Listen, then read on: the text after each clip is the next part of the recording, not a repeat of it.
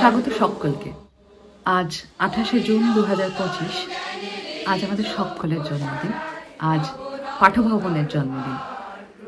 আমরা কয়েকজন মিলে কয়েকটা চেষ্টা করেছি, গুটি কয়েক হাতে গোনা কয়েকজন মিলে, যাদের শরীরে আপাতত পাঠভবনে যাওয়া হচ্ছে না, যে কোনো কারণেই হোক, কর্মক্ষেত্রের জটিলতাই হোক বা আমরা যারা অন্য শহর বা অন্য দেশে থাকি সে কারণেই হোক, আজ আমাদের সকলে মিলে, তারা কয়েকজন, সবাই নয়, তাদের কয়েকজন মিলে আজ আমাদের সকলের জন্মদিন অর্থাৎ পাঠভবনের জন্মদিন উদযাপন করবার জন্য একটা ছোট্ট চেষ্টা করেছি। যে ঘর বাঁধবো বলে আমরা ঘর ছাড়ি, যে ঘরের থেকে কেউ পালিয়ে যায় না, সে ঘরের বাঁধন এতটাই যার দরজা জানলা বন্ধ করে রাখতে হয় না, কারণ তার দরজা জানলা এতটাই উন্মুক্ত যে আমাদের কখনোই মনে হয় না সেই ঘরে দম আটকে আসছে। সেই ঘরটার নাম পাঠভবন। আমরা প্রতিবার, প্রত্যেক মুহূর্তে, প্রত্যেকটা জীবনের প্রত্যেকটা ক্ষণে আমরা সেই ঘরটায় ফিরে যাই বারে বারে। আর আমরা যারা অন্য শহর বা অন্য দেশে থাকি, যারা চট করে চাইলেও যেতে পারি না, তারা বোধহয় আর একটু বেশি করে ফিরে যাই। আজকে পাঠভবনের জন্মদিন। আমাদের সকালবেলা উঠে সাদা শাড়ি পরে বা সাদা পাজামা পাঞ্জাবি পরে 8:30টার মধ্যে স্কুলে যাবার কোনো তাড়া নেই। আমাদের অনেকের ঘড়িতে অনেক সময় একসঙ্গে 8:30 বাজে না, 9টা বাজে না, একসঙ্গে সাঙ্গা ছাদবা গাওয়াও হয় না, কিন্তু আমাদের মনটা একসঙ্গে কাঁদে। তাই আজকের জন্মদিন এভাবেই আমরা একটা অন্যভাবে সাহিত্য সভা করবার চেষ্টা করেছি। এই সাহিত্য সভায় কয়েকটা জিনিস নেই: স্বরচিত লেখা নেই এবং আঁকা ছবি নেই। সেটা ছাড়া নাচ আছে, গান আছে, পাঠ আছে, বাজনা আছে।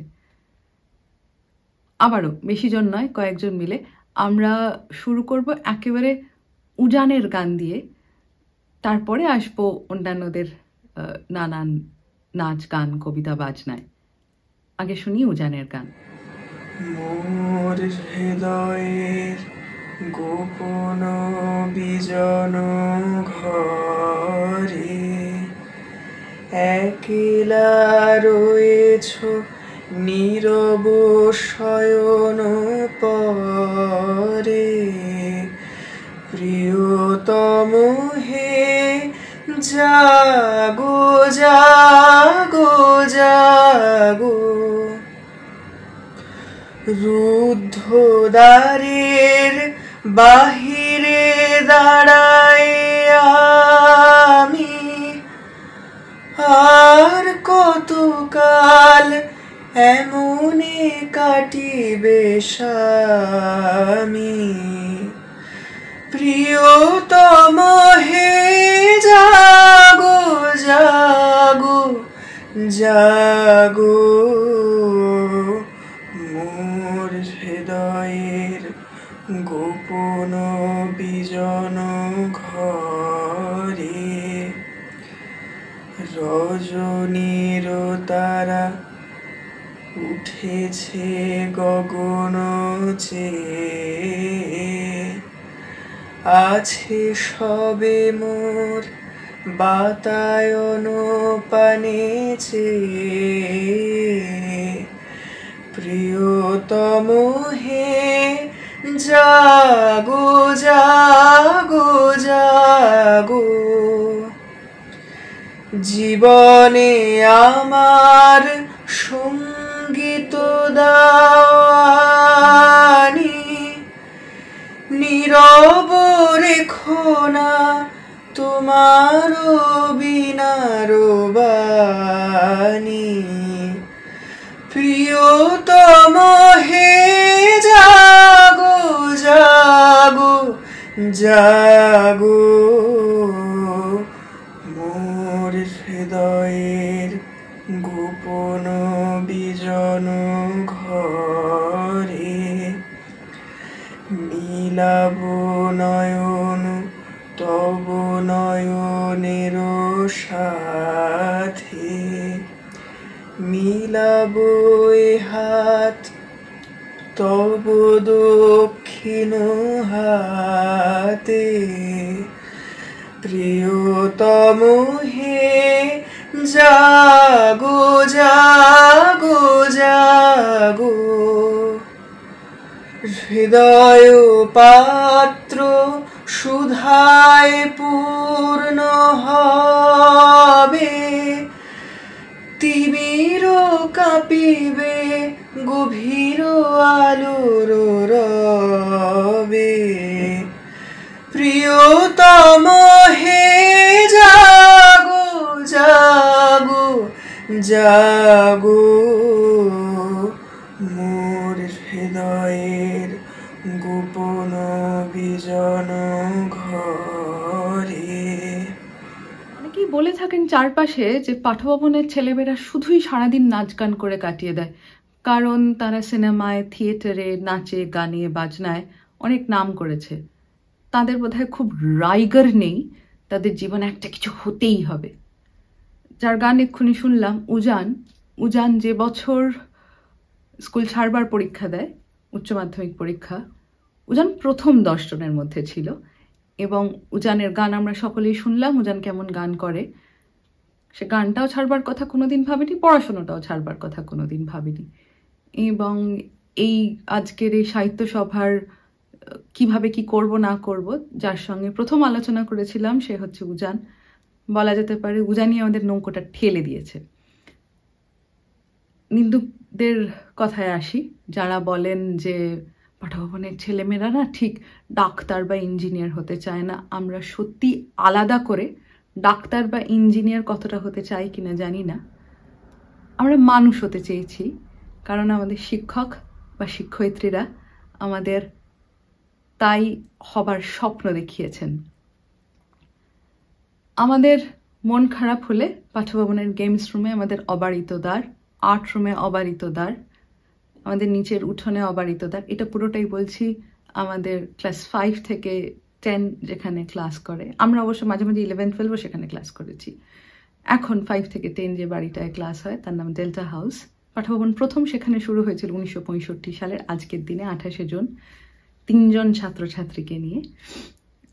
তাদের মধ্যে অনেকেই আমরা জানি, তাদের মধ্যে একজন হচ্ছেন সন্দীপ রায় আর একজন অমিত কুমার। তারাও জগৎ বিখ্যাত আবার গান এবং সিনেমার লোক। তারা পড়াশুনো করেছেন নিশ্চয়ই, না হলে তারা চমৎকার কাজ করতে পারতেন না। এরমভাবেই আমাদের স্কুলটা শুরু হয়। আমাদের স্কুলের জায়গা কম, আমাদের স্কুলে খেলার মাঠ নেই, আমাদের স্কুলে সকলের একটা বিরাট মন আছে। সেই মনটায় আমরা আনন্দ করে সকলকে আহ্বান করে নিই। কেমন করে আহ্বান করি ঠিক বলতে পারবো না, কারণ তার জন্য আমাদের আলাদা করে ফুলচন্দন দিয়ে কোনো রেড কার্পেট আমন্ত্রণ জানানো হয় না। এবং আর একটা যেটা হয় না, আমাদের পাঠভবনের ফেয়ারওয়েল। আমরা জানি পাঠভবন একটা পরিবার, অতএব সেই পরিবারে ঢুকলে কেউ আর বেরোয় না। আমরা যারা পাঠভবনের ছাত্রছাত্রী, আমরা মনে করি পাঠভবন একটা যাপনের নাম। যাপনটা থেকে কি করে ফেয়ারওয়েল হবে? হবে যেদিনকে আমরা পৃথিবী থেকে চলে যাব সেই দিনকে ফেয়ারওয়েল হবে। এটাই আমাদের পাঠভবন। কারণ প্রদীপ জ্বালানোর তাড়া, ফুল দিয়ে আলপনা দেবার তাড়া, আটরুমে নানান কারণে গল্প গুজব আড্ডা। এমনও হয়েছে আটরুমে একবার, পাঠভবনের আটরুমে যারা গেছেন বা গেছো তারা জানো, বা পাঠভবনের বাইরের যারা আটরুমে যাননি আমাদের, সেটা বড্ড সরু জায়গা। একটা ঘরটা হয়তো অনেকটা বড়, অনেকগুলো বড় ছোট নানান ধরনের টেবিল আছে কাজ করবার জন্য, ফাইন আছে, নানান জিনিসপত্র রয়েছে। আমাদের সময় উপরে অনেকগুলো দড়ি টাঙানো থাকতো, আশা করি এখনো আছে। ছবি আঁকা থাকতো ছাদে, আশা করি এখনো হয়, সেগুলো নিশ্চয়ই হয়। বৃক্ষরোপণের জিনিস, সবই আমাদের আর্টরুমে। সে আর্টরুমে আমি পরবর্তীকালে নাচও শিখিয়েছি। সেখানে নাচার জায়গা নেই কিন্তু, মানে একটা পা দিলে হাঁটু ভাঙার সম্ভাবনা রয়েছে। সেখানে আমরা নাচও শিখিয়েছি। এবং সেই নাচটা যখন স্টেজে হয়েছে, যারা আটরুমটা জানে এবং যারা রবীন্দ্র সদনের মঞ্চটা জানো বা জানেন, তারা বুঝতে পারছেন আটরুম থেকে ওটা রবীন্দ্র সদনের মঞ্চে একই রকম ভাবে করে ফেলাটা কতটা দুষ্কর, কিন্তু আমাদের কোথাও দুষ্কর বলে মনে হয়নি, কারণ আমরা আনন্দ করে কাজটা করেছি। আমার মনে আছে সুমিতা মিস ছিলেন সে সময়, আর একজন ছিল ওই ওই নাচের দলে, অনেকেই ছিল, কিন্তু যার নাচ আমরা এক্ষুনি দেখবো সেও ছিল শিল্পা। শিল্পা আমার শ্যামার সেই একটা অদ্ভুত চরিত্র অভিনয় করেছিল শিল্পা, একটা ছোট্ট চরিত্র কিন্তু ভারী চমৎকার অভিনয় করেছিল শিল্পা কোটালের চরিত্রে। তো শিল্পার নাচ, শিল্পা এখন অনেক বড় হয়েছে, কেমন নাচে সেটা তো আমরা সকলে দেখব। এবার শিল্পার নাচ।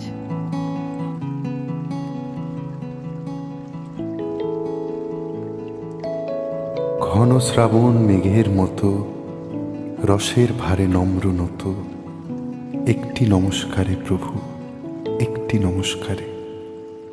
আহা তোমার সঙ্গে প্রাণের খেলা, প্রিয় আমার ওগো প্রিয়, বড় উতলা আজ পরাণ আমার, খেলাতে হার মানবে কি?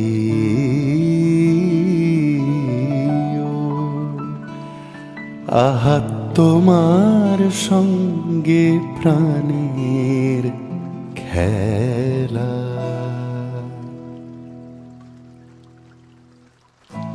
একটি নমস্কারে প্রভু, একটি নমস্কারে, সকল দেহ লুটিয়ে পড়ুক তোমার এ সংসারে, সমস্ত মন পড়িয়া থাক তব ভবন দ্বারে।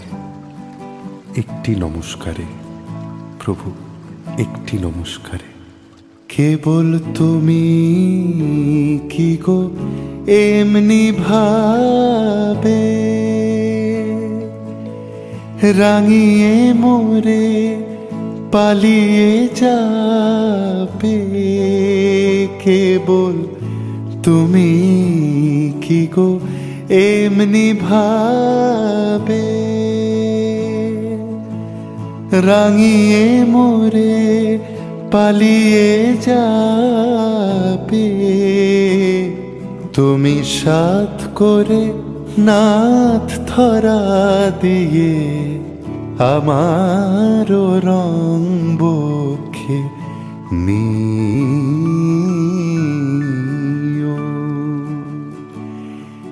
এই হৃদ কমলের রাঙা রেণু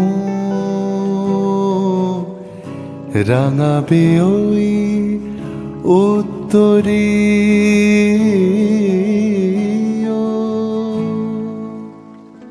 भीगी जाऊं मैं गुइया बचाने लियो, भीगी जाऊं मैं गुइया, भीगी जाऊं मैं गुइया बचाने लियो, भीगी जाऊं मैं गुइया। আমাদের এবছরের জন্মদিনটা বড় আনন্দের, কারণ আমাদের পাঠভবনের নতুন একটা ঠিকানা হয়েছে। আমরা যারা পাঠভবনে ছোট থেকে পড়েছি, মন্টেসরি প্রাইমারি, হাই স্কুল, তারপরে এই এখন মার্লিন পার্ক, আমাদের সময় বন্ডেল গেটের একটা বাড়ি ছিল। এই চারটি স্কুলে যারা পড়াশোনা করেছি, আমাদের প্রাইমারি এবং মন্টেসরি, সেইটা তার একটা নতুন ঠিকানা হয়েছে আমাদের বাড়ি। অনেকেই বলবেন হয়তো সে বাড়িটা কলকাতা শহরে কালীঘাটের মতন একটা জায়গায়, ওই রকম একটা ঘিঞ্জি জায়গায়, এবং এই মতো পারিপার্শ্বিক পরিস্থিতিতে সেটা কতটা ঠিক হলো বা ভুল হলো। আমরা বুক ঠুকে একটা কথা বলতে পারি, আমাদের মনের আকাশটা তো অনেক বড়, কাজে ইট কাঠ পাথরের অঙ্কের মাপে আমাদের জীবন কখনো থেমে থাকেনি। আমরা অঙ্কের মাপে স্বপ্ন দেখতে শিখিনি। আমাদের পাঠভবন যেভাবে তৈরি হয়েছিল সেটা তো একটা মুক্ত শিক্ষাঙ্গন হিসেবে তৈরি হয়েছিল, যেখানে সবাই অনায়াস যা খুশি করতে পারে, এবং সেই অনায়াস যা খুশি করার বুনট, স্বপ্ন, আকাঙ্ক্ষা, আদর, সেটার সঙ্গে কতটা ইট, কতটা বালি, কতটা সিমেন্ট, কতটা উচ্চতা, কতটা একটা ঘরের দৈর্ঘ্য প্রস্থ, এগুলো খুব একটা কাজ করে বলে মানে আমাদের অন্তত মনে হয় না। কারণ সত্যি সত্যি আমাদের খেলার মাঠ নেই। হয়তো প্রাইমারি সেকশন এক চিলতে মাঠ ছিল, এবছর হয়তো সেটা থাকবে না, তাতে কিছু আসে যায় বলে আমার মনে হয় না। ছেলে মেয়েদের নিশ্চয়ই দৌড়দৌড়ি করাটা ভীষণ প্রয়োজন, কিন্তু তার চাইতে অনেক অনেক অনেক বেশি গুরুত্বপূর্ণ আমাদের শব্দটার প্রতি একটা জোর দেওয়া। আমার মনে আছে কিছুদিন আগে পাঠভবনের এই বাড়িটা যেদিনকে উদ্বোধন হলো 12ই জুন, সেদিনকে সুমনদা লিখেছিলেন আমাদের আর কেউ উদ্বাস্তু বলবে না। আসলে বোধহয় আমরা উদ্বাস্তু নই, এখন তো আরোই নই, কারণ আমাদের শিকড়টা অনেক গভীরে। আমাদের ঠিকানাটা বদল হতে পারে, বদল হতে থাকে, এবং আজ আমি এখানে রয়েছি, কাল আমি কোথায় থাকবো জানি না, আগামী মাসে কোথায় থাকবো জানি না, ঠাঁই বদল হয়। আমার শিকড় কি উপড়ে ফেলা অত সহজ বোধহয় নয়। আমি আজও ফিরে যাই সেই পাঠভবনে, এবং আমাদের ইটকাঠ পাথরের ভেতর যে স্বপ্নগুলো তৈরি হয়, আমাদের সময় যে শিক্ষক শিক্ষয়িত্রীরা, পাঠভবন যারা তৈরি করেছিলেন সেই শিক্ষক শিক্ষয়িত্রীরা যে স্বপ্নের বীজ বপন করেছেন, সেই বীজ আজও আমরা নিয়ে চলেছি। মাথার ওপর তো ছাদ দরকার বৃষ্টির থেকে আটকানোর জন্য, দুর্যোগ থেকে আটকানোর জন্য। মনের প্রসারতা থাকলেই তো অনেক কিছু হয়। নিন্দুকেরা অনেক কথা বলেন বটে, আমরা সেগুলো গায়ে না মাখলেই হয়। আমাদের মাথার উপর একটা ছাদ হয়েছে, এও কি কম বড় কথা? শ্রীকান্তের কবিতায় আসি।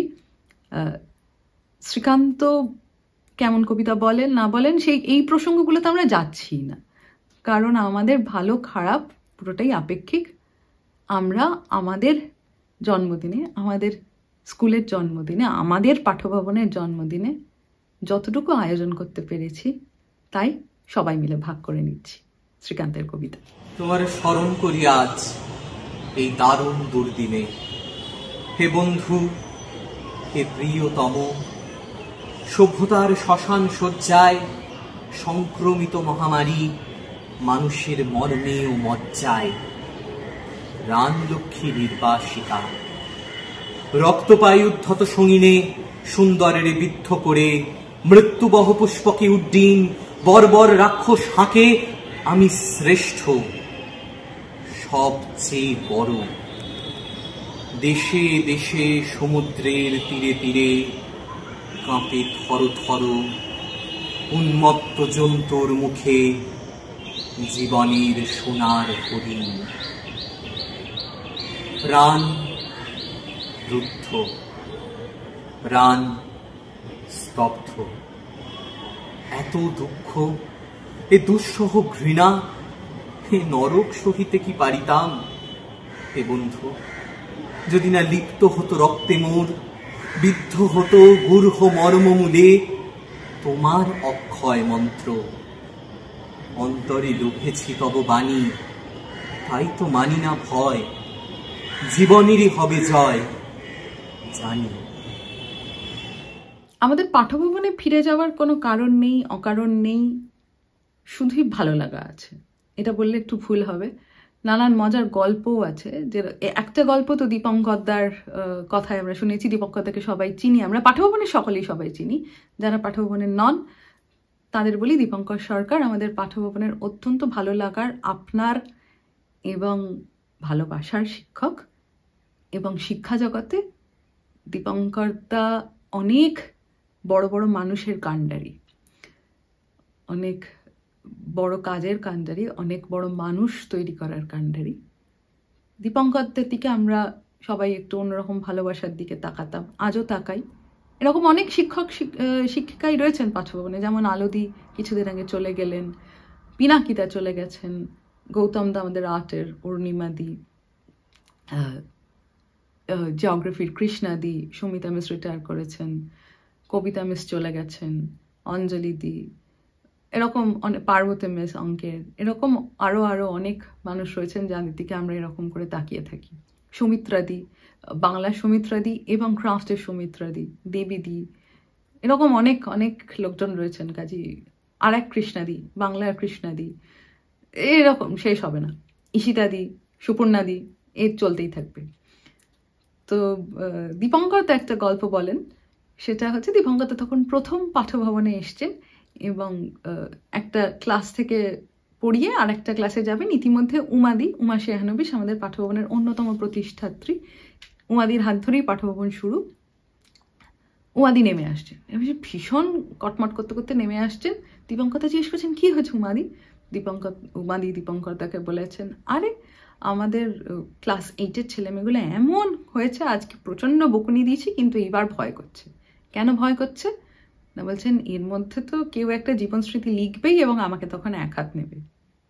গর্ব হয় এটা ভাবতে আমাদের শিক্ষক শিক্ষিকারা ভরসা রেখেছিলেন কেউ না কেউ রবীন্দ্রনাথ হবে। তাই বোধহয় আজকে অনেকেই নানা জায়গায় নানা কিছু করে উঠতে পেরেছে। আমি আলাদা করে কারোর নাম বলছি না, অনেকেই জানেন পাঠভবনের ছেলেমেয়েরা কোথায় কি করছেন। এরকম একটা স্কুলে আমরা পড়েছি, এরকম একটা স্কুলে আমরা বড় হয়েছি। গানে ফিরি। সৃজনী গান গাইবে। সৃজনীও আমার থেকে, সৃজনী আমাদের অনেকটা না হোক খানিকটা জুনিয়র। সৃজনীর গান, তবে সৃজনী অন্যরকম একটা মানুষ। আমি ব্যক্তিগতভাবে এটা বলতে পারি, সৃজনী কতটা মানে ইমারতে বড় হয়েছে জানি না, কিন্তু সৃজনীর মনটা বিরাট। কারণ সৃজনী মানুষের আনন্দের দিনে না হোক, আনন্দের দিনে অনেকেই থাকেন, সৃজনী বিপদের দিনে মানুষের পাশে মানুষ হিসেবে দাঁড়াতে শিখেছে। সৃজনী পাঠভবনের প্রতিষ্ঠা দিবসে স্কুলকে ভালোবেসে। ধনিল ভালো মধুর গম্ভীর প্রভাত আমার মাঝে, দিকে দিগন্তরে ভুবন মন্দিরে শান্তি সঙ্গীত বাজে। ধনিল রে ধনিল রে ধনিল আহ্বান মধুর গম্ভীর প্রভাত আমার মাঝে, দিকে দিগন্তরে ভুবন মন্দিরে শান্তি সঙ্গীত বাজে। ধনিল রে ধনিল রে হ্যারো গোয়ান্তরে অরূপ সুন্দরে দেখেল সংসারে পরম বন্ধুরে। হ্যারো গোয়ান্তরে অরূপ সুন্দরে দেখেল সংসারে পরম বন্ধুরে। এসো আনন্দিত মিলন অঙ্গনে শোভন মঙ্গল সাজে। ধনিল রে ধনিল রে কলস কালমশ বিরোধ বিদ্বেষ হোক নির্মল হোক নিঃশেষ। চিত্তে হোক যত বিঘ্ন অপগত নিয়ত কল্যাণ কাজে। শরতরঙ্গেয়া গাবে হঙ্গম পূর্ব পশ্চিম বন্ধু সঙ্গম। শরতরঙ্গেয়া গাবে হঙ্গম পূর্ব পশ্চিম বন্ধু সঙ্গম। মৈত্রী বন্ধন পূর্ণ মন্ত্র পবিত্র বিশ্বাস মাঝে। ধনিল রে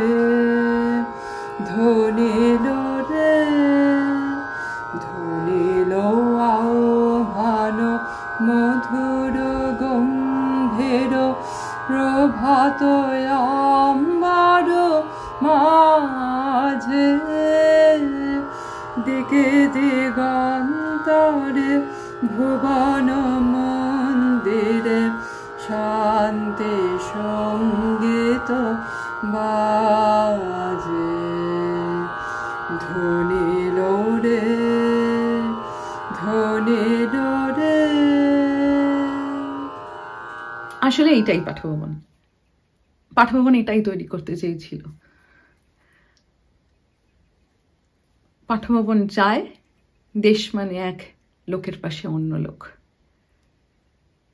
সেইটাই নানান জায়গায় পাঠভবন প্রমাণ করছে ধীরে ধীরে। আরেকটা মজার গল্প বলি, দীপঙ্কর দারই বলা।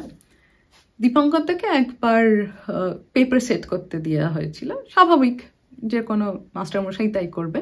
তো দীপঙ্কর দা সেখানে বলেছিলেন একটি এক্সপেরিমেন্টকে এক্সপ্লেন করতে।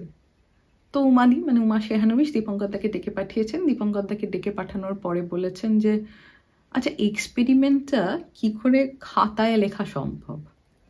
ওটা তো হাতে কলমে করতে হয়, কাজে ওটা খাতায় কি করে লেখা সম্ভব? গল্পটা বলার অনেকগুলো কারণ। প্রথম কারণ হচ্ছেন দীপঙ্কর দা মাস্টারমশাই তার আমরা যারা ছাত্রছাত্রী তাদেরকে এই গল্পটা না বললেও পারতেন, কারণ অনেক শিক্ষক, এখনকার শিক্ষক শিক্ষয়িত্রীদের মনে হতেই পারে এ কি, আমার ভুলটা আমি ছাত্রছাত্রীদের সামনে বললে, আমি তো একটা শিক্ষক, আমার ভুলগুলো দেখে তারা যদি শেখে, তারা আমাকে একটা হিরো ওয়ার্শিপ করে। আসলেই আমরা দীপঙ্কর দাকে আজও হিরো ওয়ার্শিপ করি, কারণ দীপঙ্কর দা এরকম একজন মানুষ সর্বাগ্রে। তিনি বলছেন আমি এটা শিখলাম। শিক্ষক হবার প্রথম শর্ত নিজে ছাত্র হওয়া। দীপঙ্কর দা সেইটা আমাদের নিজের জীবন দিয়ে করে দেখিয়েছেন।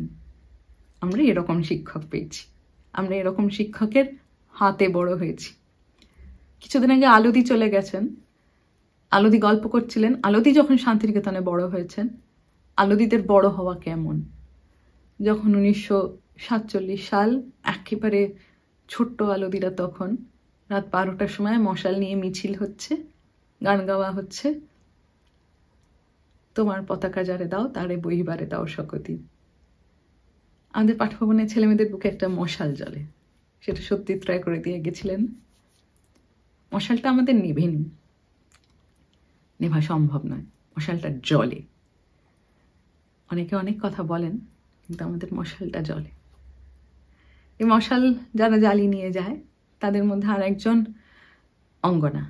অঙ্গনার গান কেমন, অঙ্গনা গান শিখেছে। অঙ্গনাকে নিয়ে একটু বলা দরকার, কারণ অঙ্গনা আমাদের ছোট থেকে পাঠভবনের ছাত্রী নয়, অঙ্গনা অন্য একটি স্কুলে পড়তো।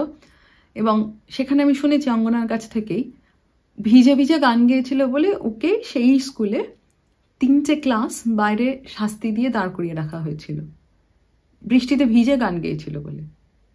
আমাদের পাঠভবনের বৃষ্টিতে ভিজে গান গাইলে তাকে কিছু বলাই হয় না, কারণ সেটাই স্বাভাবিক। শুধু দেখা হয় তার জ্বর হলো কিনা, তার শরীরটা খারাপ হলো কিনা। এই আমাদের পাঠভবন। অঙ্গনা খুব গর্ব করে একবার বলেছিল, আমি তো স্কুল করলাম 2 বছর, আমি কোনো স্কুলকে ছোট করছি না। কিন্তু আবারও বলি, আমাদের পাঠভবনটা যাপনের নাম, কোনো জেলখানার নাম নয়।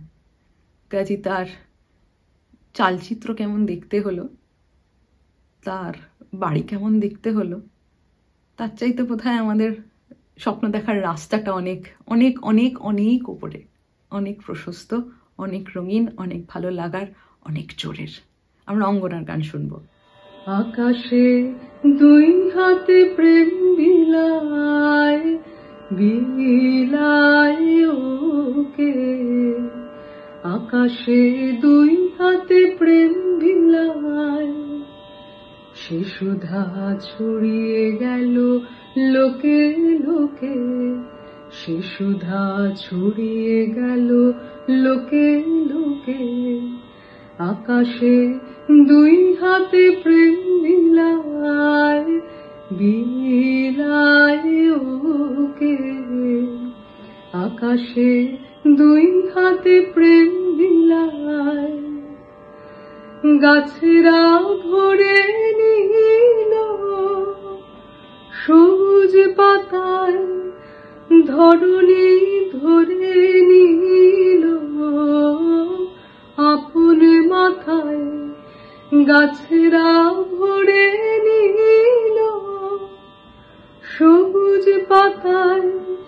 ধরণী ধরে নিল আপন মাথায়, ছেলেরা সকল গায়ে নিল মেখে, পাখিরা পাখায় পাখায় নিল এঁকে, আকাশে দুই হাতে প্রেম বিলায় বিলায় ওকে, আকাশে দুই হাতে প্রেম বিলায়। ছেলেরা কুড়িয়ে নিল মায়ের বুকে, মায়েরা দেখে নিল ছেলের মুখে, ছেলেরা কুড়িয়ে নিল মায়ের বুকে, মায়েরা দেখে নিল ছেলের মুখে, সে যে ওই দুঃখ শিখায় উঠল জ্বলে, সে যে ওই অশ্রুধারায় পড়ল বলে, সে যে ওই বিদীর্ণ বীর হৃদয় হতে বহিল মরণ রূপী জীবন স্রোতে, সে যে ওই ভাঙা গড়ার তালে তালে নেচে যায় দেশে দেশে কালে কালে, আকাশে দুই হাতে প্রেম বিলায় বিলায় ওকে, আকাশে দুই হাতে প্রেম বিলায়। শিশুধা ছড়িয়ে গেল লোকে লোকে, শিশুধা ছড়িয়ে গেল লোকে লোকে, আকাশে দুই হাতে প্রেম বিলায় বিলায় ওকে, আকাশে দুই হাতে প্রেম বিলায়। আমরা এতক্ষণ গান শুনলাম, কবিতা শুনলাম, এরপর একটু স্বাদ বদল করি, এরপরে নাচে যাব। যিনি নাচবেন তিনি স্বনামধন্য নৃত্যশিল্পী এবং দেবমিত্রাদি। দেবমিত্রাদি যখন পাঠভবনে পাশ করেছেন তখন আমি ভর্তি হয়েছি। কাজে দেবমিত্রাদি কতটা বড় সে আর বলে বোঝানো যাবে না, বয়স বলছি না, বয়স বলার সঙ্গে কোনো সম্পর্ক নেই।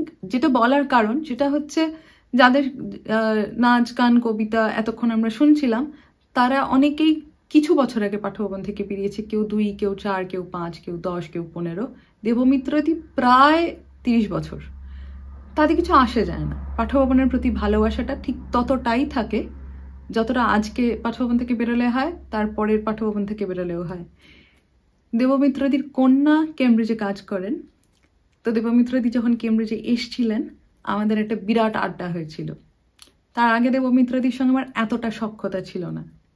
সেই পাঠভবন, সেই পুরাতন প্রাণের টানে আমাদের বোধহয় কোথাও কেউ গেঁথে দেয়, কেউ বেঁধে দেয়, কেউ বলে দেয় তোমরা পাঠভবন, তোমরা আলাদা। দেবমিত্রাদি, দেবমিত্রাদির নাচ দেখতে। Months go by. The pale frames of the scorching summer turn to the lush green magnificence of the monsoons. The clouds darken and the smell of moist earth mingles with the wind in ecstasy. The rains arrive like a resplendent young maiden breathing life into the spiritless environment. Raindrops rejuvenating the parched earths bring cheer to sore hearts.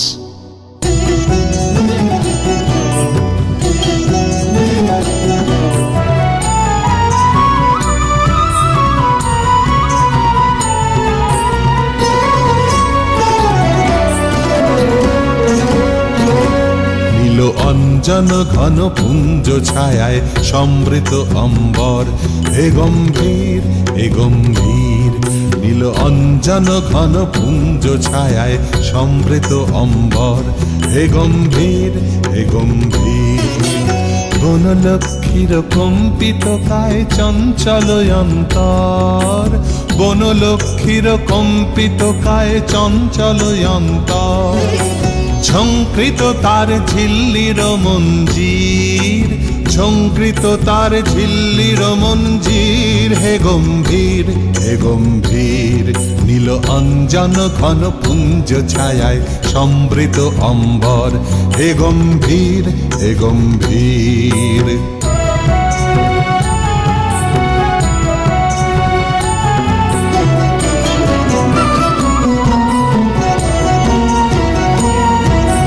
দর্শন গীত হলো মুখরিত মেঘমন্দ্রিত ছন্দে, মেঘমন্দ্রিত ছন্দে।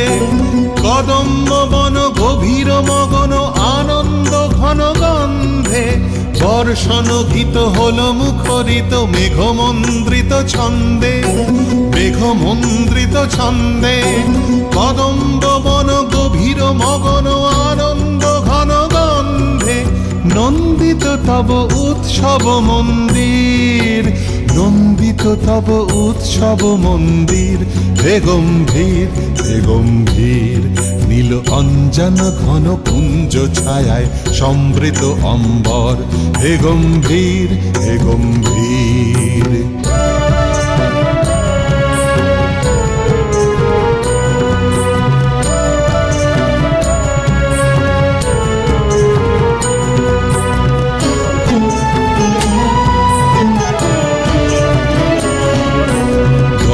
শয়নে তপ্ত ধরণী পড়েছিল পিপাসার তা। পাঠালে তাহারে ইন্দ্রলোকের অমৃত বাণীর বার্তা। গহন শয়নে তপ্ত ধরণী পড়েছিল পিপাসার তা। পাঠালে তাহারে ইন্দ্রলোকের অমৃত বাণীর বার্তা। মাটির কঠিন বাধা হলো ক্ষীণ, দিকে দিকে হলো দীর্ণ, দিকে দিকে হলো দীর্ণ। নব অঙ্কুর জয় পতাকায় ধরাতল সমাকীর্ণ। ছিন্ন হয়েছে বন্ধন বন্দির, ছিন্ন হয়েছে বন্ধন বন্দির। হে গম্ভীর, হে গম্ভীর, নীল অঞ্জন ঘন পুঞ্জ ছায়ায় সমৃত অম্বর। হে গম্ভীর, হে গম্ভীর, বনলক্ষ্মীর কম্পিত কায় চঞ্চল অন্তর। বনলক্ষ্মীর কম্পিত কায় চঞ্চল অন্তর। ঝঙ্কৃত তার ঝিল্লির মঞ্জির, ঝঙ্কৃত তার ঝিল্লির মঞ্জির। হে গম্ভীর, হে গম্ভীর, নীল অঞ্জন ঘন পুঞ্জ ছায়ায় সমৃত অম্বর। হে গম্ভীর, হে গম্ভীর। পাঠভবনে পড়া মানেই অনেকে বলেন যে পাঠভবন তো ভীষণ নামি স্কুল, পাঠভবনের একটা অন্যরকম ভাবধারা রয়েছে, পাঠভবনে পড়লে ভীষণ ভালো রেজাল্ট হবে। এটা ছাড়াও পাঠভবনের একটা বড় পরিচয় রয়েছে। পাঠভবন বড় একা করে দেয় মানুষকে। আমাদের অনেকেরই এরকম অভিজ্ঞতা রয়েছে। আমরা যখন পাঠভবন থেকে বেরিয়েছি, পাঠভবন থেকে বেরিয়ে বহির্বিশ্বের সঙ্গে আমাদের আলাপ হয়েছে। আমরা যে ভাষায় কথা বলি, সেটা বাংলা ইংরেজির কথা বলছি না, আমরা যে ভাষায় কথা বলি, আমরা যে বিষয়ে কথা বলি, সে বিষয়ের ভাষার কথা বলছি, সে বিষয়ে বোধহয় বাকি পৃথিবী কথা বলে না। তাই পাঠভবন বড় একলা করে দেয়। কিন্তু আবার এটাও ভীষণ মজার, পাঠভবন ভীষণ একটা চুম্বকের মতন, ওকে টানতে থাকে। কোথাও একটা কেউ পাঠভবন থাকলে সে কিরকম একটা চট করে টেনে নেয়। ওই যে পড়াশোনার কথা বলছিলাম, পাঠভবন পড়লে ভালো ভালো রেজাল্ট করা যায়, শুধুই নাচ গান করায় না পাঠভবন, কিন্তু যারা ভালো ভালো রেজাল্ট করে তারা আবার নাচ গান করে। মজা হচ্ছে এরকম। মৈত্র ইস্তার কথা বললাম, মৈত্র ইস্তা লন্ডন স্কুল অফ ইকোনমিক্সে পড়ান। একেবারে পড়াশোনা না করলে তো সেটা করা সম্ভব নয়। তারপরে অরিত্রদা লন্ডনে একটা খুব গুরুত্বপূর্ণ কাজ করেন। যার কথা এখন বলবো, তিনি যখন কলেজে তখন আমি জন্মেছি, কাজী বেশ একটা জেনারেশনের তফাৎ, একটা প্রজন্মের তফাৎ ঘটে গেছে। তিনি আর্কিটেক্ট। সৌম্যদা গিটার বাজিয়েছেন। সৌম্যদা খুব নাম করা আর্কিটেক্ট, কারণ সৌম্যদা মাস্কেটে একটা পার্লামেন্ট তৈরি করে ফেলেছেন। সৌম্যদা মাস্কেটে একটা অপেরা হাউস তৈরি করে ফেলেছেন। গান বাজনাটা ছাড়েননি। ছাড়া সম্ভব নয়। হ্যাঁ, শুধু যে সবসময় যে পাঠভবন তাকে গান বাজনা করতে বলেছে তা নয়, কিন্তু পাঠভবন এই সাহসটা দিয়েছিল হয়তো, যে আমার থেকে এত বড়, আমরা যখন ঠিক করেছিলাম যে একটা কিছু করব, সেই ডাকে হই হই করে হাজির হয়ে গেছিলেন, একবারের জন্য না বলেননি। এটাই পাঠভবন, আয় আয় আমাদের অঙ্গনে, এটাই আমাদের পাঠভবন, এটাই আমাদের সকলকে বেঁধে বেঁধে গেঁথে গেঁথে নিয়ে থাকা। এই থাকার মাঝে যতটুকু আঁকড়ে ধরা যায় নানান জায়গা থেকে দুহাত বাড়িয়ে, সেই আঁকড়ে ধরার নামটাই পাঠভবন। সেই পাঠভবনের জন্মদিনে সমুদার বাজনা।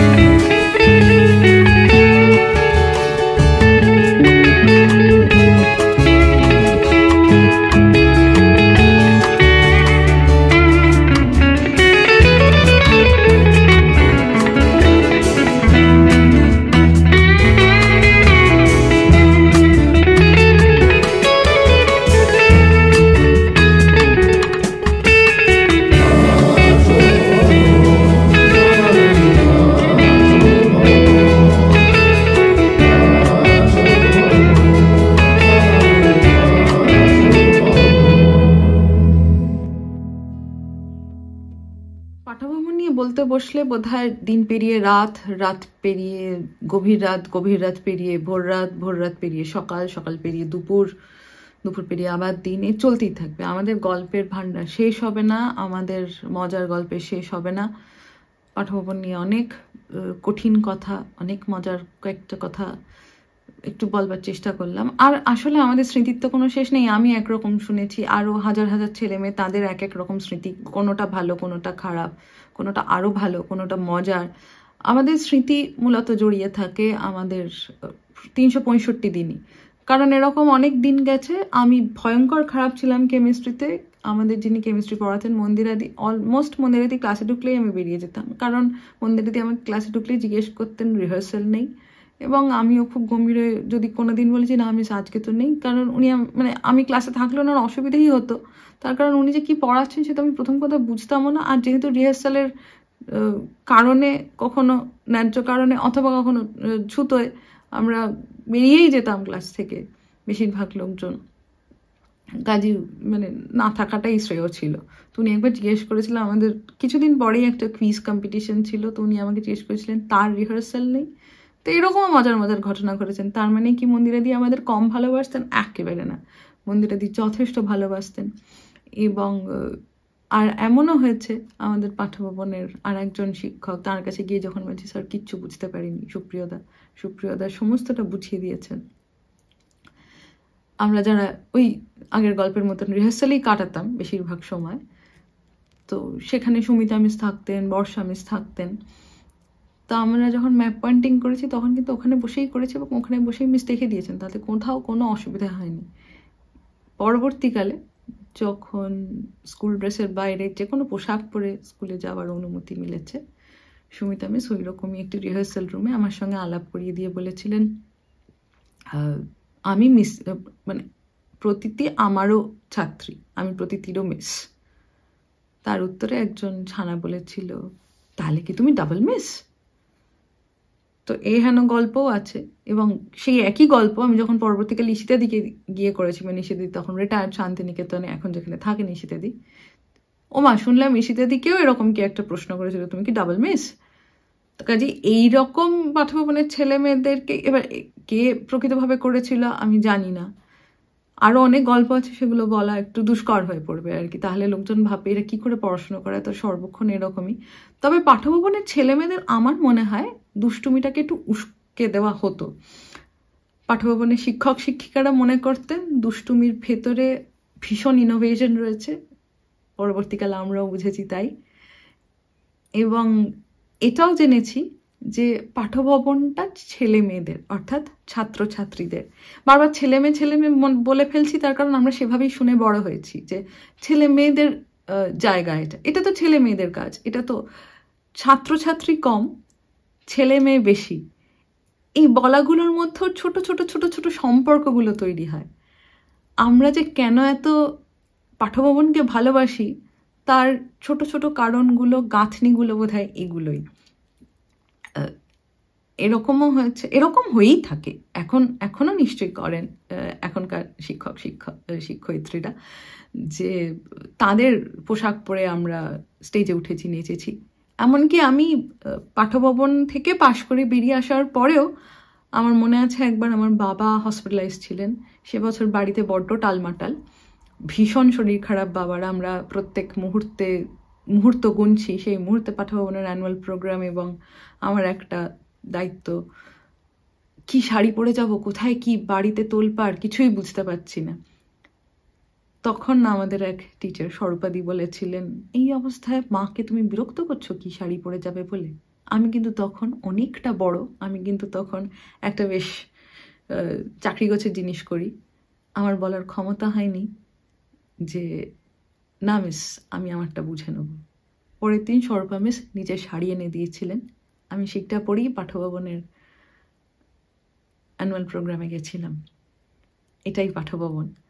এবং সেদিনকেও স্বরূপা মিস জিজ্ঞেস করেছেন বাবা কেমন আছেন, যখন দেশে গিয়ে স্বরূপা মিসের সঙ্গে দেখা হয়েছে, কথা হয়েছে, মা কেমন আছেন।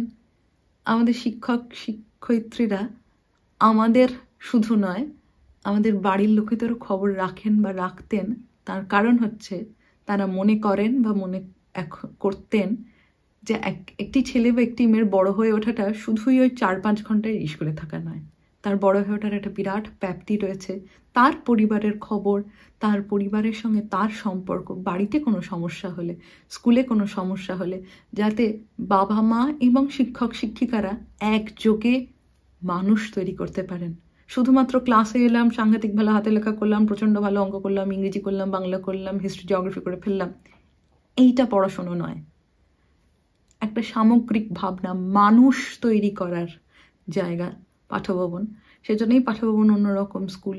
তখনও পাঠ্যভবন স্রোতের বিরুদ্ধে লড়াই করেছে, আজও লড়াই করছে।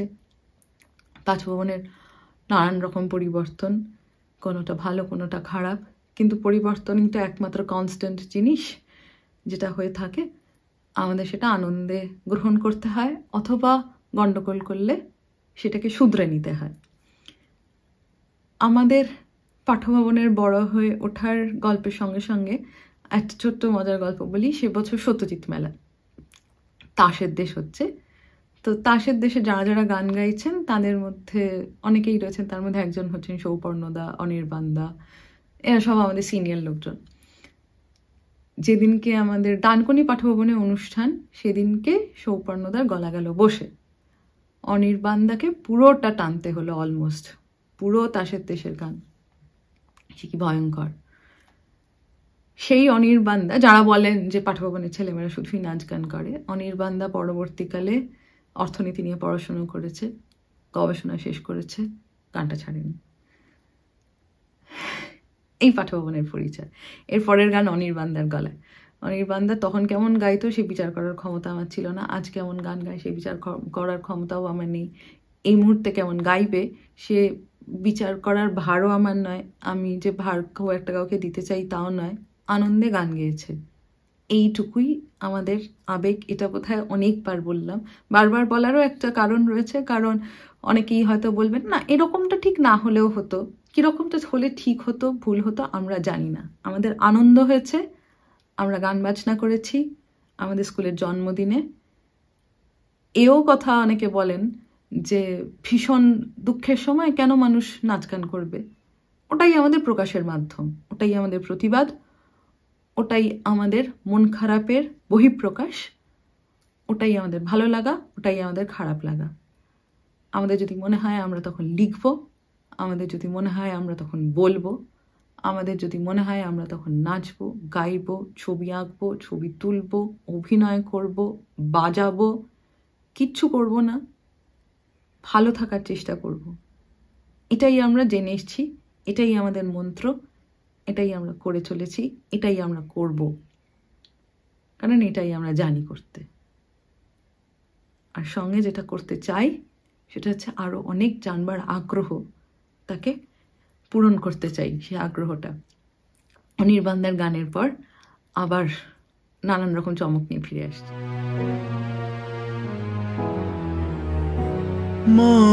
মহারাজ একি সাজে এলে হৃদয় পুরো মাঝে, চরণ তলে কোটি শশী সূর্য মারে লাজে।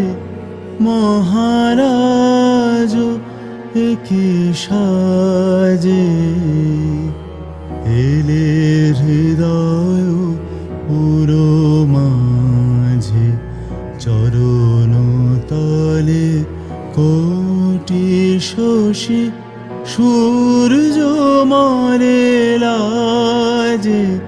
মহারাজ একি সাজে।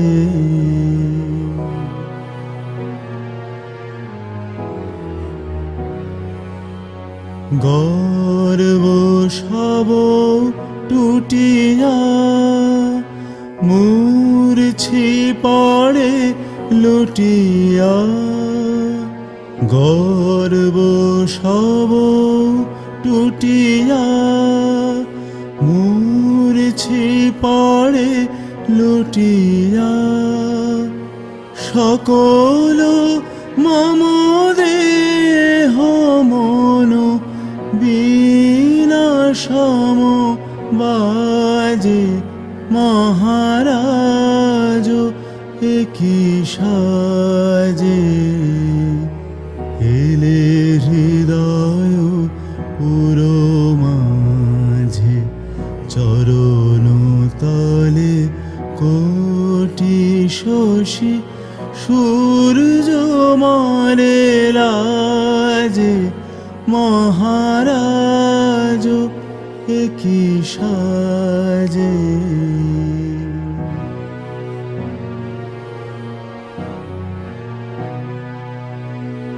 একি পুলক বেদনা বহিছে মধুবায়ে, কাননে যত পুষ্প ছিল মিলিল তব পায়ে। একি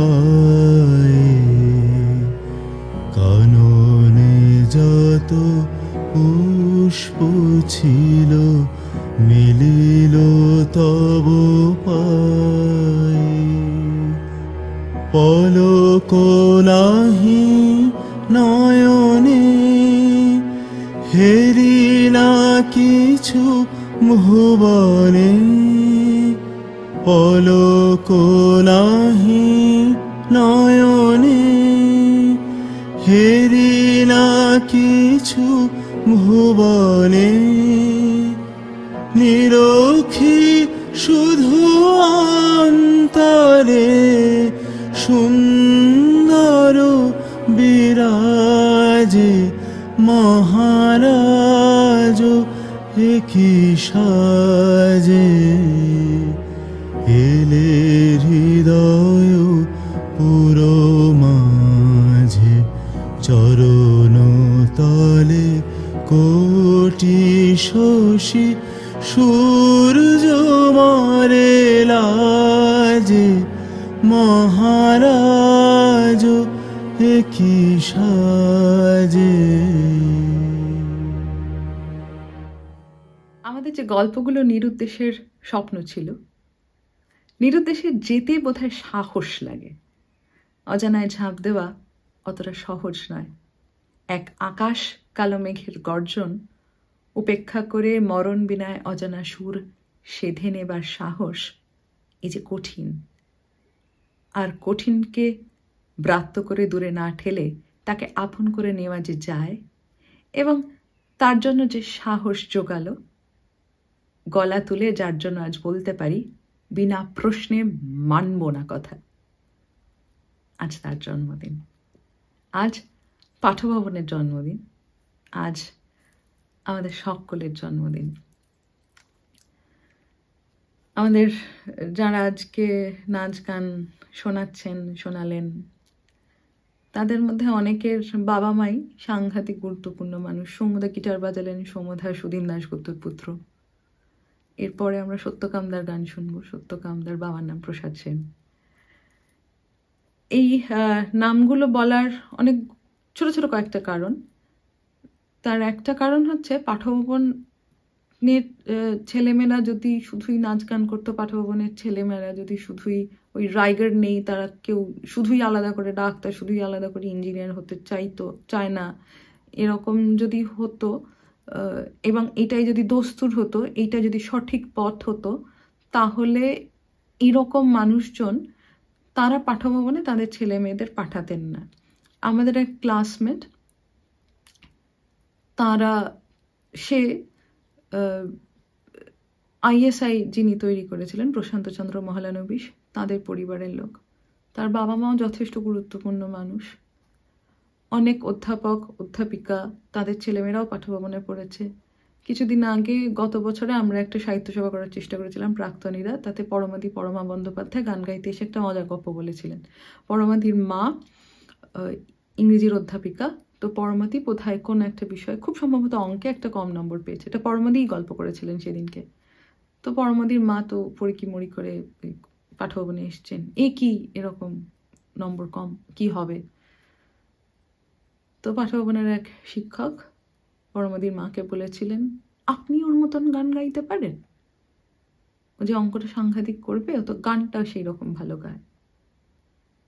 এটা কোনো বাহাদুরির কথা নয় যে আমি গান গাইলে অঙ্ক করবো না, অঙ্ক করলে জিওগ্রাফি পড়বো না, জিওগ্রাফি পড়লে বাংলা পড়তে হবে না, এটা কোনো বাহাদুরির কথা নয়। কিন্তু একটা বাচ্চা, সে 2 নম্বর কম পেয়েছে বলে হুড়মুড় করে তাকে একটা সাংঘাতিক শাস্তি দেওয়ার যে কোনো রকমভাবে সঠিক রাস্তা নয়। সে যেটা ভালো পারে, তার যেটা স্ট্রেংথ, সেটাতে অনেক জোর দাও। যদি চায় সে সেটাতে এক্সেল করবে, যদি না চায় তাহলে সে অন্য জিনিস করবে যেটা তার করতে ভালো লাগে, তার করতে ভালো লাগে। তার বাবা বা মায়ের ইচ্ছা হচ্ছে বলে সে ঝুড়ি ঝুড়ি নম্বর নিয়ে নানা কিছু করবে, এইটা পাঠভবন তৈরি করেনি, আমাদের সত্যিই করেনি। এবং তার জন্য হয়তো আমাদের অনেক কাঠখড় পোড়াতে হয়েছে, কারণ অনেকেই আমরা মানে নাচ গান সিনেমা থিয়েটার তাদের পছন্দের পড়াশোনা করতে চেয়েছি। আমার পড়াশোনার বিষয়টা একটু গন্ডগোলের, তাতে অনেক কিছুই রয়েছে মিলিয়ে মিশিয়ে। আরো অনেকে অনেক রকমের পড়াশোনা করার চেষ্টা করেছে, নানান রকম পন্থা খুলেছে, পথ খুলেছে, এগুলো ভাবতে শিখিয়েছে পাঠভবন। এরকম সাহস যে শিক্ষক বা শিক্ষয়িত্রী দিতে পারে তার দায়িত্ব অনেক থাকে। তার দায়িত্ব শুধুমাত্র তাকে ক্লাসে ঝুড়ি ঝুড়ি নম্বর পাওয়ানো নয়, পরীক্ষার হলে বা মার্কশিটে ঝুড়ি ঝুড়ি নম্বর পাওয়ানো নয়। মানে মার্কশিটটা তো আলমারিতে থাকবে, মানুষটা রাস্তায় চলাফেরা করবে, তার জ্ঞান কতটা, তার চোখ কতটা খুলল, সেইটা পাঠভবন তৈরি করার চেষ্টা করেছে। আবারও বলি, পাঠভবনের নতুন একটি বাড়ি হয়েছে মন্টেসরিয়ার প্রাইমারি স্কুলের। তো সেই বাড়িটার কে দেখে অনেকেই অনেক কথা বলেছেন, আমি শুনেছি, আমরা দেখেছি। আকাশটা বড়, ওই ইমারতটাতে কিছু যায় আসে না। মশালটা যেটা বুকে জ্বালিয়েছিলেন সত্যজিৎ রায় 65 সালে, সেইটা আমরা নিয়ে চলি। ওই ইট কাঠ পাথরটা আমাদের ভাববার বিষয় নয়। কারণ যখন পাঠভবনের কিছুই ছিল না, যখন কলকাতার তাবড়ো তাবড়ো মানুষরা তাদের বাড়ি ছেড়ে দিয়েছিলেন পাঠভবনের ক্লাস হবে বলে, পাঠভবনের ছেলেমেয়েরা সেখানে পড়বে বলে, তখন তো পাঠভবনে এত ছেলেমেয়ে ছিল না, 1 জন 2 জন 4 জন 10 জন করে তৈরি হচ্ছে পাঠভবন। প্রথমে 3 জন ছেলেমেয়েকে নিয়ে তৈরি হয়েছিল পাঠভবন। এবং পাঠভবনে বসার একটা মজার বিষয় রয়েছে। পাঠভবনে বসা হয় 2টো ছেলের মাঝখানে একটি মেয়ে অথবা 2টো মেয়ের মাঝখানে একটি ছেলে, এবং বেঞ্চটার রোটেশন হয়। মানে যে ফার্স্ট বেঞ্চে বসে সে হয়তো পরের দিন বা পরের সপ্তাহে সেকেন্ড বেঞ্চ, বা ফার্স্ট বেঞ্চ লাস্ট বেঞ্চে চলে যায়, লাস্ট বেঞ্চে এগোতে থাকে। এরকম বিভিন্ন ক্লাসে বিভিন্ন নিয়ম থাকে, সেই অনুযায়ী তৈরি হয়। কাজেই পাঠভবনের কোনো ফার্স্ট গার্ল, কোনো সেকেন্ড গার্ল, অমুকেরা ফার্স্ট বেঞ্চে বসে, অমুকেরা লাস্ট বেঞ্চে বসে, এরকম কোনো ব্যাপার ছিল না। কাজেই পাঠভবনে অমুকে বেশি নম্বর পায় অতএব সে একটু ভালো, অমুকে কম নম্বর পায় অতএব সে একটু খারাপ, এরকমও ভাবার কোনো কারণ ছিল না। কারণ পাঠভবনে যারা দুষ্টু তারা স্যারেদের মিসেদের একটু কাছের লোক হতো, কারণ তারা বেশ মজার লোকজন ছিল। এবং ওই রিহার্সাল রুমে তাদেরই ডাক পড়তো সর্বাগ্রে, কারণ তাদের দিয়ে কাজ করানো যেত, তাদের দিয়ে কাজ হতো। কারণ তারা এমন এমন ইন্টারেস্টিং আইডিয়াস দিত, সেগুলো সত্যি খুব পরবর্তীকালে দেখা গেছে অন্যরকম। তো এরপরে যার গান শুনবো সত্যকামদা। সত্যকামদার কর্মক্ষেত্র ভারতীয় জাদুঘর, গানটা ছাড়েনি। এটা বারবার প্রমাণ করার কিছু নেই, বারবার বলছি, বলতে ভালো লাগছে বলে। কারণ আমাদের মুখপাত্র আমাদের কাজ, আমাদের মুখপাত্র আমাদের পরিচয়, সেইটা সুযোগ পেয়েছি, কাজে সেটা বলার চেষ্টা করছি। সত্যকামদার গান। বাদল মেঘে মাদল বাজে, বাজে রে বাজে, গুরু গুরু গুরু গুরু গগন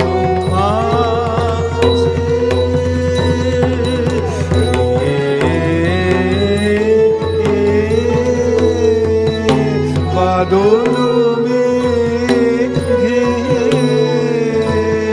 মাদল বাজে।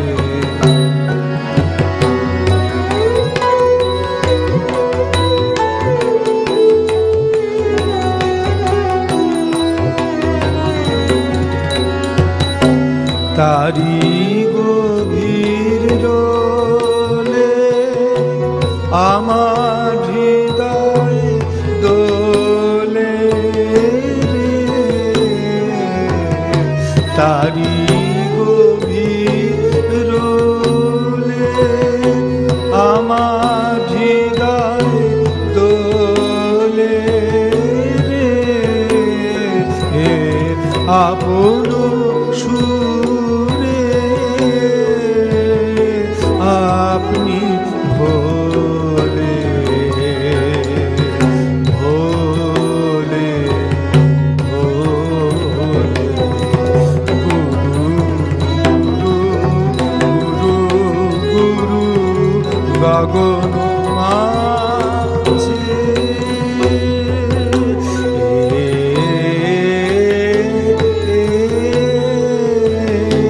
বাদল মেঘে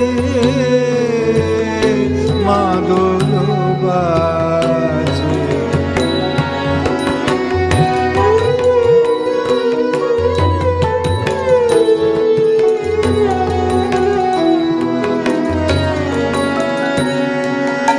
কোথায় ছিল গহন প্রাণে গোপন ব্যথা গোপন গানে কোথায় ছিল গহন প্রাণে গোপন ব্যথা গোপন গানে আজি সাজাবায়ে শ্যামল বনে ছায়ে রে আজি সাজাবায়ে শ্যামল বনে ছায়ে রে ছড়িয়ে গেল সকল খানে গানে গানে গুরু গুরু গুরু গগন মাঝে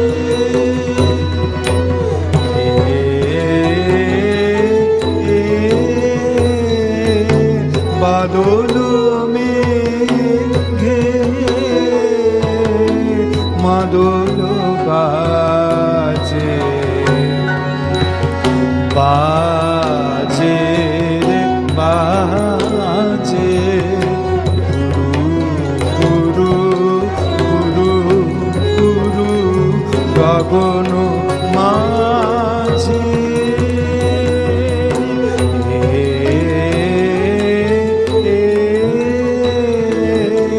বাদল মেঘে মাদল বাজে। কিছুক্ষণ আগে অরিত্রদার কথা বলছিলাম। অরিত্র ভট্টাচার্য, সেও আমাদের পাঠভবনের। অরিত্রদার চমৎকার ভায়োলিন বাজান। অরিত্রদার ভায়োলিন শুনবো, তার আগে কয়েকটা কথা যেগুলো বলছিলাম পাঠভবন সংক্রান্ত, সেগুলোতে একটু ফিরে ফিরে আসি। একবার কুশল চক্রবর্তী, কুশলদা, সোনার কেল্লা যে মুকুল হয়েছিল, সেই কুশলদাও পাঠভবন, কি অদ্ভুত না। তবে সে পাঠভবনে পড়তো বলে সে সোনার কেল্লার মুকুল হয়নি। সোনার কেল্লার মুকুল হয়েছিল তারপরে, মানে তার আগে সে কোনো স্কুলেই পড়াশোনা করতো না। তো লোকজনের ধারণা হয়েছিল এই কি সিনেমা করে পড়াশোনা করে না।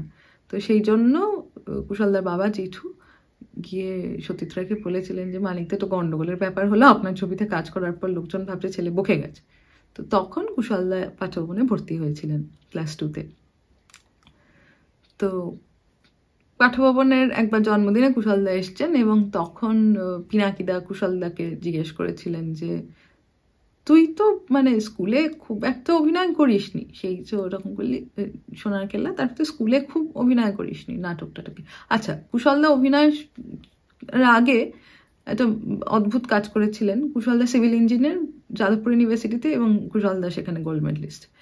যাকে সবই করা যায়। তো কুশলদা পিনাকিদাকে খুব গম্ভীর হয়ে এবং বেশ প্রতিবাদ করে উত্তর দিচ্ছিলেন, না আমি হজবড়ালের নেড়া হয়েছিলাম। এই আমাদের পাঠভবন। তো অরিত্রদার ভায়োলিনের আগে গল্পটা বলার কারণ হচ্ছে যে পাঠভবনের অনেকেই সর্বক্ষণ বলে থাকেন যে শুধুই সুকুম রায় পরিবার বা শুধুই রাবীন্দ্রিক চর্চা হয় ইত্যাদি প্রভৃতি। তা নয়, কারণ অরিত্রদা একেবারেই অন্যরকম ভায়োলিন বাজান, এবং অরিত্রদা যে ভায়োলিন বাজান সেটা তো আমরা স্কুলেই জেনেছি।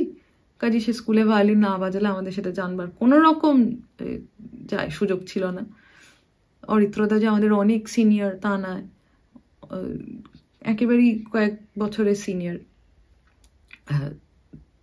তো সেই রকম গান বাজনাও আমরা স্কুলে শুনে অভ্যস্ত। কাজে যা কিছু ভালো সেগুলো ছড়িয়ে দেওয়া হতো। কাজে অনেকগুলো খারাপের মাঝখানে একটা ভালো, যাতে কনফিউজড হয়ে যাওয়ার প্রবল সম্ভাবনা থাকে, এরকম কোনো ধারণা আমাদের তৈরি হয়নি। অনেকে বলবেন যে পাঠভবনে বলে হতো হিন্দি সিনেমা মানে ভয়ঙ্কর, একেবারেই তা নয়। ভালো ছবি, ভালো হিন্দি ছবি পাঠভবনে তা নিয়ে আলোচনা হয়েছে, পাঠভবনে গরম হাওয়া নিয়ে কথা হয়েছে, পাঠভবনে ভুবন সোম নিয়ে কথা হয়েছে, এগুলো সবকটা হিন্দি ছবি। পাঠভবনে মন্থন নিয়ে কথা হয়েছে, পাঠভবনে শ্যাম বেনেগালের পরিবারের মানুষজন, আমরা তাদের সঙ্গে একটা আত্মিক যোগাযোগ রয়েছে, কাজে এগুলো পাঠভবনে হয়েছে। কাজে অনেকেই নিন্দে করবেন, অনেকেই নিন্দুকের মতন অনেক কথা বলবেন, এগুলো একটাও ঠিক নয়। কারণ পাঠভবন যেটা সর্বাগ্রে শিখিয়েছিল নিজেকে প্রশ্ন করো, সেটা ঠিক না, সেটা ভুল, সেটা নিজে সর্বাগ্রে বুঝতে পারবে, সেটা ছাড়া আর কেউ বুঝতে পারবে না। অরিত্রদার ভায়োলিন।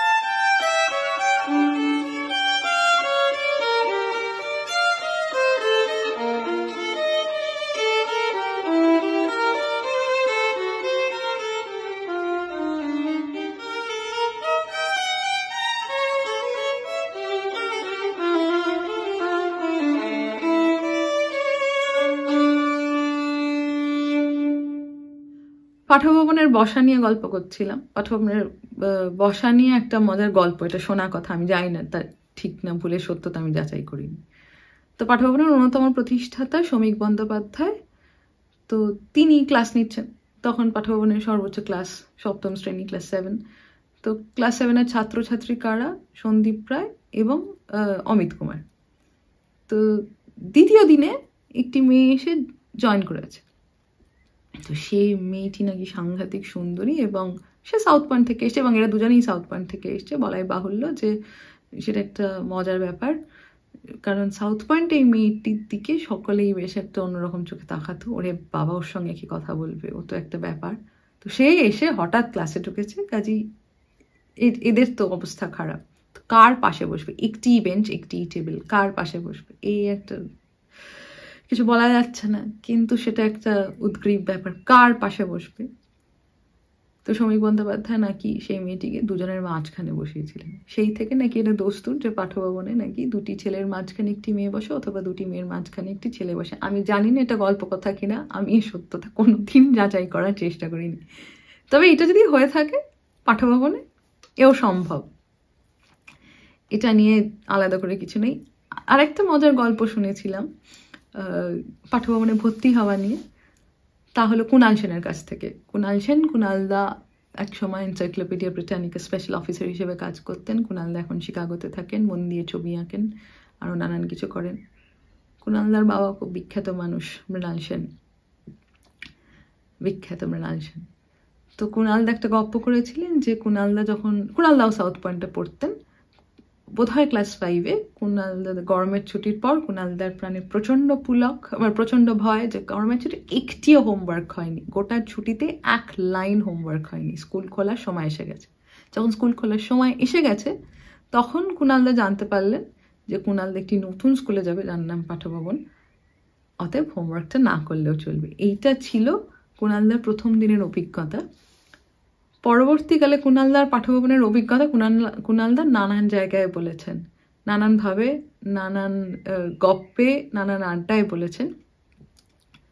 তবে কুণালদার মনে প্রাণে যে পাঠভবন রয়েছে সেটা বোঝা যায়, কারণ যে কোনো জায়গায় যে কোনো রকম সাহায্যে কুণালদা সর্বাগ্রে এগিয়ে আসেন। কুণালদা দেশে থাকলে পাঠভবনের জন্য নিশ্চয়ই যান, নিশ্চয়ই কাজ করেন। কুণালদা বাইরে থাকলেও কুণালদার কাছে যদি কোনো দরবার নিয়ে যাওয়া যায় কোনো সূত্রে, কোনো কারণে, অকারণে নয়, কোনো কারণে, তাহলে কুণালদা থাকেন। এটাই আমাদের পাঠভবন। পাঠভবনে বলছিলাম বিখ্যাত লোকজনের ছেলেমেয়েরা পড়েছেন, তেমনি আর একজন বিখ্যাত মানুষ কবি গণেশ বসু, যিনি আমাদের মাস্টারমশাইও বটে। তো স্যারের কাছে আমরা যারা পড়েছি আমরা জানি যে স্যার আমাদের বাংলা পড়াতেন এবং একটা পার্টিকুলার জিনিস খুব আলাদা করে পড়াতেন যত্ন নিয়ে, তা হচ্ছে কর্ণকুন্তী সংবাদ।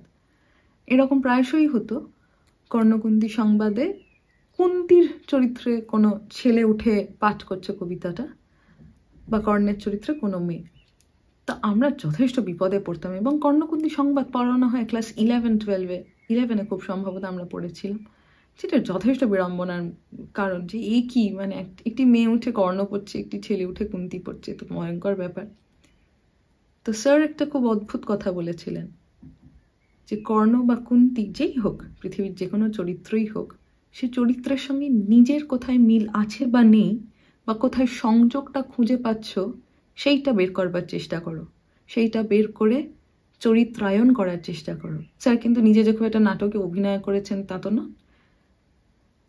কাজেই এখান থেকে দুটো জিনিস বের করা যায়, আরো অনেক কিছু বের করা যায়, দুটো জিনিস বের করা যায়, এটা ওর, এটা আমার, তা হতে পারে না, সবটাই সকলের। তুমি কিরকম ভাবে সেই জিনিসটা ইন্টারপ্রেট করছো সেইটা তোমার কাজ, তুমি কিরকম ভাবে একই জিনিস অন্যরকম ভাবে দেখছো সেইটা তোমার কাজ। পার্সপেক্টিভটা বদলে ফেলো, সেই পার্সপেক্টিভটায় যেভাবে তুমি দেখছো সেই অ্যাপারেটাসটা কি সেরকম ভাবে একটা অ্যানালাইজ করো। এরকম ভাবে অনেকগুলো অ্যানালিসিস জীবনে তৈরি করা যায়। সেটা শুধু একটা চরিত্রের ক্ষেত্রে নয়। অনেকে বলতে পারেন ও তো কুন্তির মতো, ও তো দ্রৌপদীর মতো, ও তো রাজার মতন, ও তো প্রজার মতন, তাই কি? তা তো নয়, প্রত্যেকেই প্রত্যেকের মতন। কারোর সাথে কারো সিমিলারিটি বেশি থাকে, কারোর সাথে কারো সিমিলারিটি থাকে না। কিন্তু আমি যখন একটা চরিত্রের কথা বলবো, আমি যখন একটা মানুষের কথা বলবো, তার দিক থেকে সেই কথাটা বলো এবং তুমি দেখো তুমি নিজে কোথায় দাঁড়িয়ে রয়েছো সেই চরিত্রটার ক্ষেত্রে, সেই ব্যক্তিটার ক্ষেত্রে, সেই সামাজিক প্রেক্ষাপটে, পরিস্থিতিতে। এইভাবে যদি আমরা সত্যিই নিজের জীবনকে দেখতে পারতাম তাহলে আমাদের অনেক সমস্যা সমাধান হতো বলবো না, সমস্যাই তৈরি হতো না। এই শিক্ষাগুলো আমরা আমাদেরকে দেওয়া হয়েছে, মণিমুক্তের মতন ছড়িয়ে দেওয়া হয়েছে। আমরা কতটা পেরেছি জানি না, কতটা নিতে পেরেছি জানি না, কতটা নিজেদের জীবনে ধারণ করতে পেরেছি জানি না। কনিদি গানটা ছাড়েনি, কনিদি মন দিয়ে গানটা করে। কনিদি আর একটা জিনিসও খুব মন দিয়ে করেন। কনিদি ডাক্তার, কনিদি অধ্যাপক, কনিদি আপাতত ইউনিভার্সিটি অফ ব্রাইটনে কাজ করছেন, গবেষণার কাজ। কনিদির গাওয়া গান, স্যারের মেয়ে কনিদির গাওয়া এবারে আমাদের পাঠভবনের জন্মদিনের গান। মধুর রূপে বিরাজ হে বিশ্বরাজ, শোভন সভা নিরখি মন প্রাণ ভোলে, মধুর রূপে বিরাজ হে বিশ্বরাজ নীরব নিশে সুন্দর বিমল নীলাম্বর সুচির চির চন্দ্রকলা চরণ মূলে মধুর রূপে বিরাজ হে বিশ্বরাজ। পাঠভবনের জন্মদিনে শুধুই যে গান বাজনা হয় তা নয়, কথাও হয়।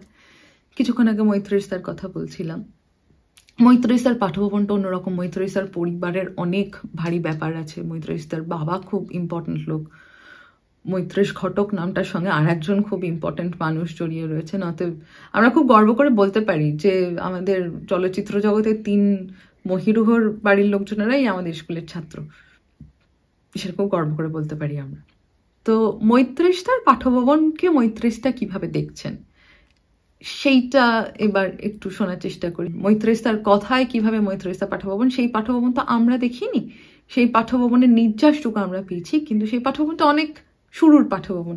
সেই শুরুর পাঠভবন প্রত্যেকটা মানে ভাষা যেরকম 8 কিলোমিটার অন্তর বদলায়, মানুষের জীবনও তো বদলায়, যাপনও তো বদলায়। পাঠভবন যদি একটা ইনস্টিটিউশন হয়, তার যদি এবছর অনেকটা বয়স প্রৌঢ়ত্বের জায়গায় পৌঁছে যাচ্ছি বলে আমরা বলতে পারি, তো তা তো নয়। কারণ আসলে ইতিহাসের ক্ষেত্রে 60, 65, 70 এগুলো কোনো বয়সই নয়। মৈত্রেয়ী স্যার চোখে পাঠভবন কেমন? মৈত্রেয়ী স্যার যখন আমাদের চোখে, আমাদের স্কুল কলেজগুলো তো সেইভাবেই রয়েছে, যখন যে বয়সে আমরা দেখি, আমরা 2 বছর, 3 বছর, 4 বছর, 5 বছরে যে জিনিসটা দেখেছি চোখ মেলে, সেইটাই রয়ে যায়, সেই ছাপটাই রয়ে যায়। মৈত্রেয়ী স্যার চোখে পাঠভবন কেমন সেইটা এবার শুনবো। আমি পাঠভবন স্কুল থেকে 1984 সালে মাধ্যমিক পাশ করি আর 1986 সালে উচ্চ মাধ্যমিক। তারপরে 40 বছর কেটে গেছে, কিন্তু এখনও পাঠভবনের তরফ থেকে কোনো উদ্যোগের কথা শুনলে মন সাড়া দেয়। তাই প্রতীতির অনুরোধে যে ভার্চুয়াল সাহিত্য সভার প্রস্তাব এসছে, তার জন্য কতগুলো কথা বলছি।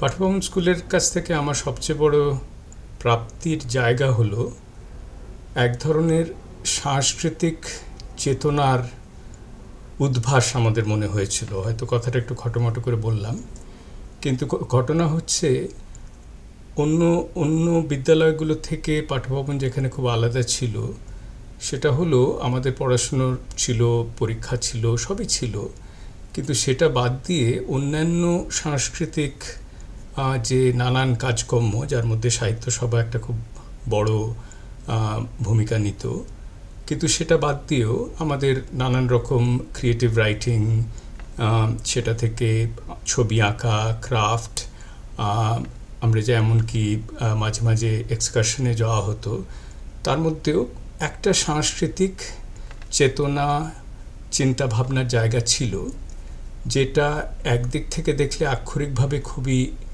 রাবীন্দ্রিক অনুপ্রেরণায় সেটার ভিত্তি ছিল। কিন্তু এটাও সত্যি যে সেটা বাদ দিয়েও আমরা যখন যেরকম জিনিস নিয়ে ভাবতাম, চিন্তা করতাম, নতুন কোনো লেখকের লেখা পড়তাম, আলোচনা করতাম, সবসময় প্রশ্রয় পেয়েছি। আর সাহিত্য সভা নিয়েই যখন এই ভার্চুয়াল অনুষ্ঠান, তাই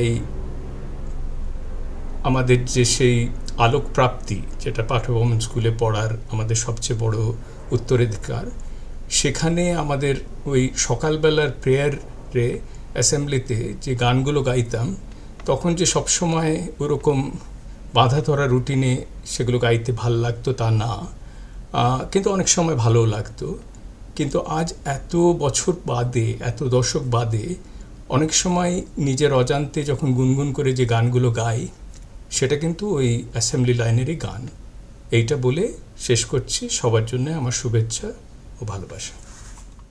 জন্মদিনে ছুঁতে না পারা, পৃথিবীর বিভিন্ন দেশে এখনো সকাল 9টা না বাজা বা 9টা পেরিয়ে যাওয়া,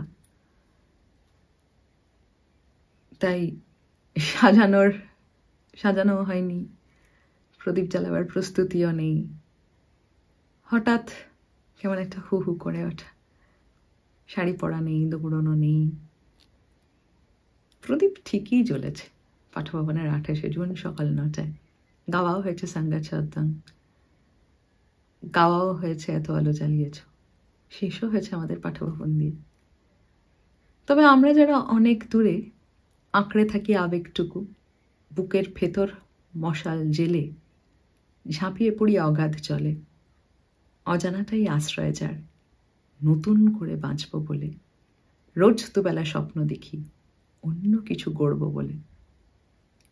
সেই মনটার জন্ম আজ, অনেক ব্যথা সহ্য করে মশালটাকে আঁকড়ে ধরে। অনেক জনের আঠা শাসুক, অভিশাপের যন্ত্র খুলে মানুষ যারা হতে জানে, তাদের সবার জন্ম আজ বুকের ভেতর মশাল জেলে। আজকে আমাদের শেষ নিবেদন আমার আর সৌভিকের, সৌভিক বসু ঠাকুর আর আমার। আমরা দুজনে দুটো শহরে থাকি, দুটো দেশে থাকি। চেষ্টা করেছি একসঙ্গে কিছু করার। গান বেঁচেছিল সৌভিক, এই গানটা দিয়েই আজকে শেষ করি। একসঙ্গে আমাদের পাঠভবন গাইছি আমরা সকলেই মনে মনে, উদাত্ত কণ্ঠে কেউ কেউ। হয়তো শারীরিকভাবে ছুঁতে পারছি না অনেকেই, কিন্তু ছুঁয়ে আছি, ছুঁয়ে থাকবো। আজ আমাদের পাঠভবনের জন্মদিন, আজ আমাদের সকলের জন্মদিন। অকারণে অকালে মোর পড়ল যখন ডাক, তখন আমি ছিলেম শয়ন পাতি। অকারণে অকালে মোর পড়ল যখন ডাক, তখন আমি ছিলেম শয়ন পাতি। বিশ্ব তখন তারার আলোয় দাঁড়ায় নির্বাক, বিশ্ব তখন তারার আলোয় দাঁড়ায় নির্বাক। ধরায় তখন তিমির গহন রাতি। ঘরের লোকে কেঁদে কইল মোরে, আধারে পথ চিনবে কেমন করে। আমি কইনু চলবো আমি নিজের আলো ধরে, হাতে আমার এই যে আছে বাতি। বাতি যতই উচ্চ শিখায় জলে আপন তেজে, চোখে ততই লাগে আলোর বাধা। ছায়ায় মিশে চারিদিকে মায়া ছড়ায় সেজে, আধেক দেখা করে আমায় আধা। গর্ব ভরে যতই চলি বেগে, আকাশ তত ঢাকে ধুলার মেঘে। শিখায় আমার কেঁপে ওঠে অধীর হাওয়া লেগে, পাই পাই সৃজন করে ধাঁধা। হঠাৎ শিরে লাগলো আঘাত বনের শাখা জালে, হঠাৎ হাতে নিবল আমার বাতি। চেয়ে দেখি পথ হারিয়ে ফেলেছি কোন কালে, চেয়ে দেখি তিমির গহন রাতি। কেঁদে বলি মাথা করে নিচু, শক্তি আমার রইল না আর কিছু। কেঁদে বলি মাথা করে নিচু, শক্তি আমার রইল না আর কিছু। সেই নিমেষে হঠাৎ দেখি কখন পিছু পিছু এসেছে মোর চিরপথের সাথী।